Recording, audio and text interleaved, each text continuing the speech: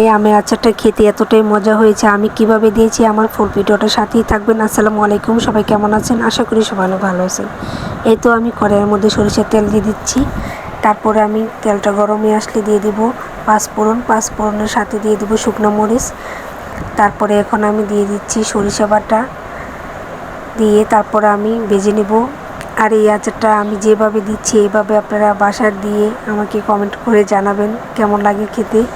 এখন আমি দিয়ে দিচ্ছি 1 চামচ হলুদ গুঁড়া দিয়েছি। তারপরে এখানে আমি দিয়েছি তেঁতুলটাকে আমি আগে থেকে ভিজিয়ে রেখেছিলাম, তাই এই আচারটা তেঁতুলেই অনেকটা স্বাদ বাড়ায় আচারের, তাই আমি এখানে তেঁতুল পরিমাণটা একটু বেশি দিয়েছি। তারপরে চিনি পরিমাণটা অনেকটা কম দিয়েছি। আর আমি গ্রামে আসছি, তাই গাছ থেকে আম পেড়ে গ্রামে মাটির চুলাতে আচারটা আমি দিয়েছি। আর এখানে দিয়েছি অল্প পরিমাণ লবণ দিয়েছি।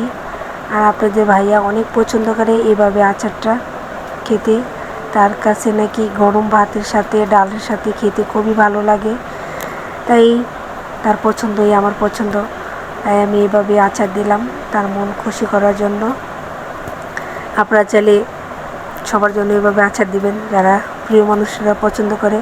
এই তো আমার আচারটা হয়ে গেছে, যদি ভালো লাগে অবশ্যই কমেন্ট করে আমাকে জানাবেন।